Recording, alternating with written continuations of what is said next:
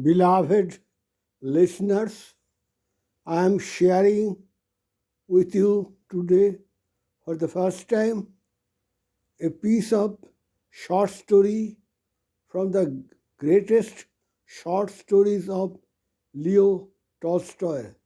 He was a saint like writer, everyone knowing that I have selected for the first time a small one so that technically I can complete the reading. Let me let me go directly to a short story.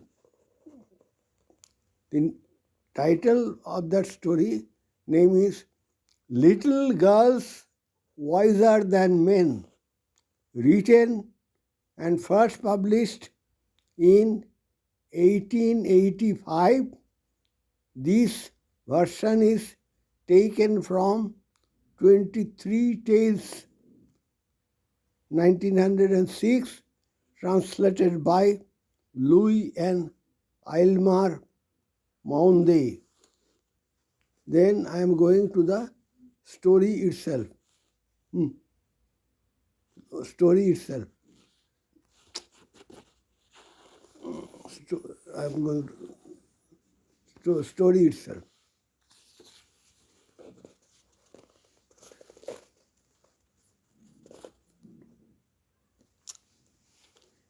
It was an early Easter. It was an early Easter. Sledging was only just over. Snow still lay in the earth and water ran in streams down the village street. Two little girls from different houses happened to meet in a lane between two homesteads where the dirty water, after tunneling through the farmyards, had formed a large puddle. One girl was very small, the other a little bigger. Their mothers had dressed them both in new frocks. The little frocks, the little one wore a blue frock, the other a yellow print, and both had red kerchiefs on their heads.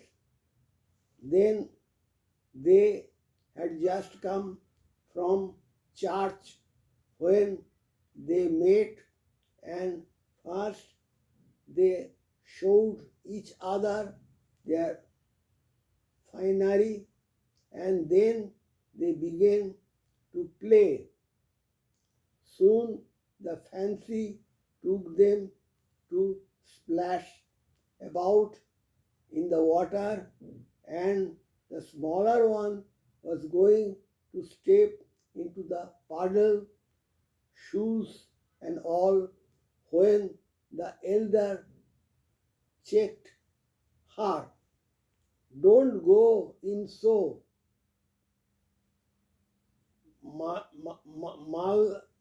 Malasha, said she. Your mother will scold you. I will take off my shoes and stockings, and you take off yours.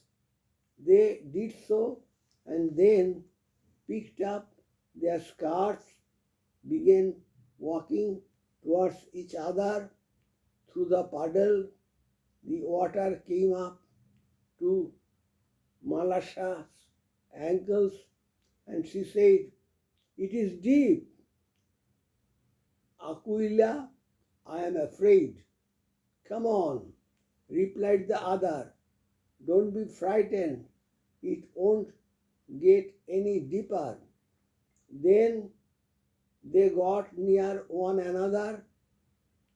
Aluilla, Aquila said, "Mind, Malasha, don't splash, walk carefully." She had hardly said this when Malasha plumped down her foot so that the water splashed right onto Aquila's frock. The frock was splashed, and so were Aquila's eyes and nose when she saw the stains on her frock. She was angry and ran after Malaysia to strike her. Malasha was frightened, and seeing that she had got herself into trouble, she scrambled out of the puddle and prepared to run home. Just then, Aquila's mother happened to be passing, and seeing that her daughter's skirt was splashed and her sleeves dirty, she said, "You naughty, dirty girl, what have you been doing?" "Malasha did it on purpose," replied the girl. At this, Aquila's mother seized Malasha and struck her on the back of her neck. Malasha began to howl so that she could be heard all down the street. Her mother came out. What are you beating my girl for?"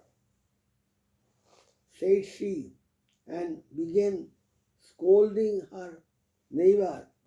One word led to another, and they had an angry quarrel. The men came out, and a crowd collected in the street, everyone shouting and no one listening. They all went on quarreling till one gave another a push, and the affair had very nearly come to blow when Aquila's older grandmother, stepping in among them, tried to calm them. "What are you thinking of, friends? Is it right to behave so on a day like this? Too, it is a time for rejoicing and not for such folly as this." They would not listen to the old woman and nearly knocked her off her feet, and she would not have been able to quiet the crowd if it had not been for Aquilas and Manassas themselves. While the women were abusing each other, Aquila had wiped the mud off her frock and gone back to the puddle. She took a stone and began scraping away the earth in front of the puddle to make a channel through which the water could run out into the street. Presently, Malasha joined her, and with a chip of wood helped her dig the channel just as the men were beginning to fight. The water from the little girl's channel ran streaming into the street towards the very place where the old woman was trying to pacify the men. The girls followed it, one running each side of the little stream. Catch it, Malaysia, catch it, shouted Aquila, while Malaysia could not speak for laughing. Highly delighted and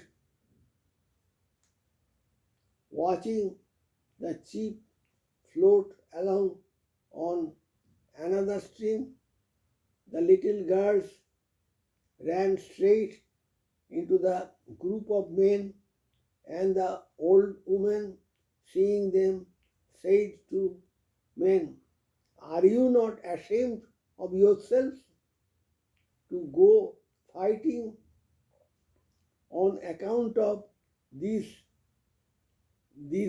laces when they themselves have forgotten all about it and are playing happily together? Dear little souls, they are wiser than you." The men looked at the little girls and were ashamed and laughing as themselves went back, each to his own home, except ye turned and become as little children. Ye shall in no wise enter into the kingdom of heaven.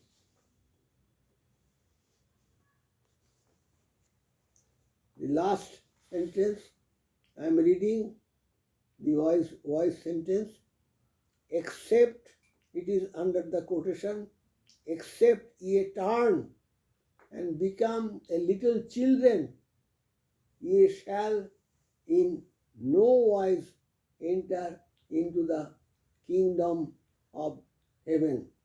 This is the lesson of this small story from a great wise man like Leo Tolstoy. As a sample, I was presenting it and I was sharing with my kind listeners. Thank you, friends.